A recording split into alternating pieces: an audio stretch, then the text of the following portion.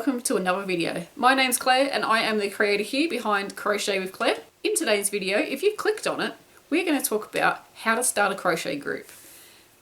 About, I'm going to say 14 years ago, I can't remember how long it's been now because I no longer go to this crochet group because I've moved away and it's 2 hours away from me, so I don't go anymore. I also have trouble driving, so it's kind of not in my area that I drive. Let's just put it at that. Anyway, enough of the anxious driving talk. Yeah, so you want to start a crochet group, and I started one, I'm going to say 13, 14 years ago. I really can't remember. And I had learnt to crochet, but the person that taught me to crochet lived an hour away, and this is like way before the internet and YouTube and Zoom chats and all that stuff. And I would get stuck on something that I was learning and didn't know how, like, I didn't have anyone to say, hey, could you help me because I'm stuck? And if I wanted to wait for the person that taught me to crochet, I'd have to wait and I'd have to drive an hour to their house. So I kind of wanted something that I could go to every week and talk to people who like crochet. So what I did was I put an advert. We had, so back then, you know, back in the dark ages, what I did was there was no Facebook. And if there was Facebook, I was not on Facebook. What I did was just put a little ad together. I typed it up on my computer and posted it to the local notice board. There was like a notice board where you could put, like, if you had a cat for sale or you had a car for sale, that type of local notice board. So I put this little thing, it was only about that big, and I pinned it to the notice board and just said, would anybody like to catch up and crochet? I don't think I put my phone number on there. I'm a bit iffy about that. I don't remember if I put my phone number on there, but what I'd done is I'd pre-organised a place to meet, which was at a local cafe. I'll go into that in a second. But it was at a local cafe and put the address of that, the time. I'm pretty sure it was a Wednesday at 10 o'clock because that's the time that it still meets. So I'm going to say it was Wednesday at 10 o'clock every Wednesday. And I, you know, got permission off the cafe to use their premises and everything.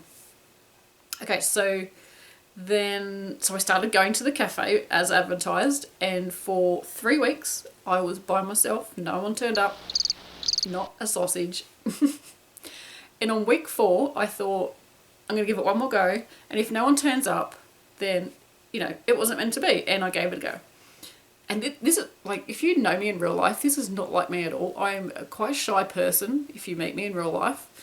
So for me to put myself out there like that was not like me at all. Anyway, so yeah, week 4, it wasn't at 10 o'clock, it was after 10 o'clock. A lady walked through the door and, you know, I just thought it was a customer. And she said to the lady behind the counter, the lady that had the cafe, oh, I'm just here for the crochet group. And she said, oh, that lady over there's here as well. So a lady came over, her name was Bronwyn, and she came over and said, oh, hi, I'm here from the crochet group. And I nearly bowled her over because I wanted to give her a big kiss and a hug. I can't remember if I hugged her. I can't remember now. I definitely didn't kiss her because that would have been awkward because I would just met. But yeah, so she joined our group and she said, oh, my sister-in-law wants to come, but she couldn't come this week. And I was like, so that means it's next week we'll have 3 people from just myself the last 3 weeks. So, and Bronwyn was really nice when we started chatting, and we actually formed a great friendship and we're our friends for many years. And she was even at my wedding. And yeah, so from then on, word must have got out, and gradually the group built up, and there was between 6 and 8 of us that met on a regular Wednesday. I used to go every week, but, you know, not everybody can go every week. And then we got too big for the cafe. We had, you know, more people turning up. So I sort of thought, well, we need to move because we're taking up too much room in the cafe. You know, it's not fair on the cafe to have all of us like jammed in there taking up seats all the time. So we organised, in Australia we have bowling clubs, so lawn bowls, that's what done on grass. Ours are outside here in Australia mostly. I approached them because they have function rooms and they have a restaurant and like a bar like a big seating area as well, but they also have function rooms. So I asked if they had a function room because I didn't want to be out in the public. I wanted to be sort of hidden away because some of the other people didn't want to be out in public either. So we hired this little room and they gave it to us for free because it was literally an office with a really big desk and it was enough for about 10 of us to sit around. So again, over time, I don't remember the time frame, but over time we got more people and we got to the stage where we were really cramped around this table. So I said to the bowling club, I said, you know, can we have a bigger room? And they said, yep, you can have the auditorium. So we've gone from this little office to the auditorium, which seats about, well, the whole auditorium would seat at least 200 people, but they could section it off. And our section, I would say, would easily fit 50. So fast forward to like, you know, 10, 14 years later, and there's been hundreds of members over the years coming and going. You know, some would come for a little while, some would come just to learn a certain thing, some would come and move away. But roughly on average, there was always about 30 ladies that came every Wednesday, and all different age groups. I was generally the baby. We did have some members throughout the years who were younger than me, which was very exciting. And we had a lot of older generation too, retirees that, you know, had finished work and just were like, well, I need something to do. So they would come down and yeah, it became a very supportive and fun group. And yeah, I'm very glad that I started that. I've got some notes here, so I'm just going to go through them and just make sure I've talked about them. So first of all, ask your friends or family if they crochet and if they would like to meet up. If you don't know anybody else that like in the area that crochets, ask friends and family first because you're bound to find somebody. If not, you could do what I did. I stepped out of my comfort zone and sat by myself for 3 weeks, and that 4th week someone turned up. I couldn't believe it. So yeah, find a venue, a cafe, a club, a pub. You could do it at a pub after, you know, in the evening. Mine was in the morning, but you could do it at a pub at night time or a community hall. Community halls are usually more than welcome to hire it out for you. You might have a fee to hire it out. So just, you know, check all that out first.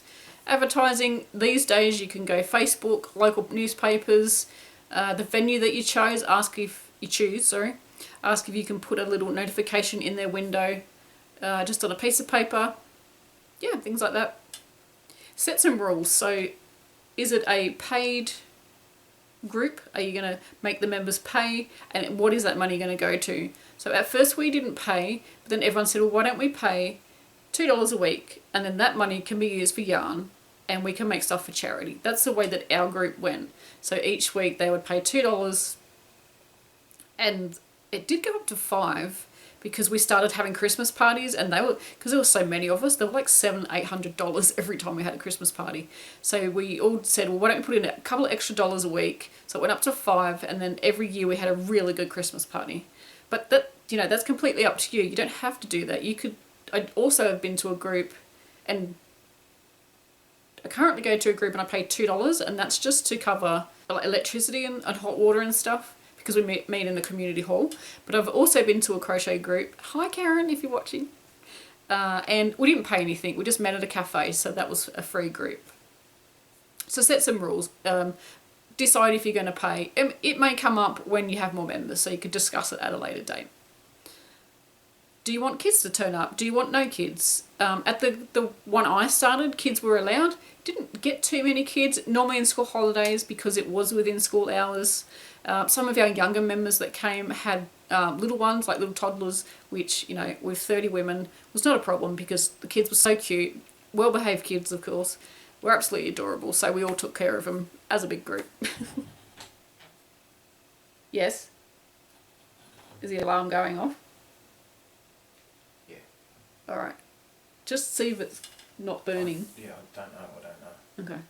Just give me 2 minutes. Can you shut the door? So you want me to take it out? I'll turn the oven off. No, I got to check it. Yeah. We're out in 2 minutes.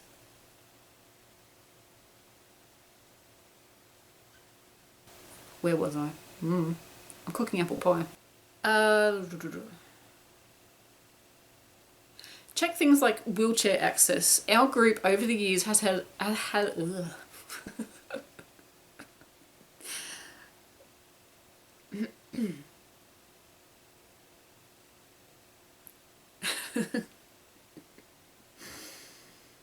Stop laughing, it's not funny. Check for things like wheelchair access. Over the years, we've had many members who have had to have wheelchair access into our club. The club that the group still goes, the club has perfect wheelchair access. I don't think there's any steps. No, there's no steps in the club, but some clubs do. If it's a community hall, there may be some steps. So have a look, make sure there's wheelchair access, because it really does come in handy. What we've had over the years is people in wheelchairs, generally the older generation, come from retirement homes, which there was a couple in the area where the crochet group is, or still is, and the carers would bring them out and drop them off to crochet group and then pick them up when it was finished. But then one of the carers used to come because she said, oh, I actually knit. Is it okay to knit here? We're like, yeah, we don't care what craft you do. So she ended up coming with her customer, I'm not sure, like patient and carer. They used to come together and they used to have so much fun. I think they still go. Most important thing is have fun. You are going to have people that join your group who you may not get along with. Everyone has different personalities. If there's someone that joins, they're joining because they want to get out of their house and they have a reason to be there. They may have trouble at home. They may have mental health issues. They may have a family member that's passed away. Even if your personalities don't click, think of why they're coming to your group. And if there's someone you don't get along with, you don't need to sit next to them. You don't need to keep a conversation going. You can sit up the other end of the room. Over the years with my crochet group that I started, there were people that didn't click. I'm not mentioning any names. But there were people that didn't click. So what they did, they sat at opposite ends of the room. And it didn't matter because there were so many people. It didn't matter that everyone didn't get along because it's human nature. But most of all, just have fun. You will not regret starting a crochet group. If you've started a crochet group or thinking about it or want some more ideas, then leave questions and comments below in the comments section and I will get back to you as soon as I can. Give a big thumbs up and subscribe if you haven't already because there'll be plenty of videos coming out. Till next time, happy crochet.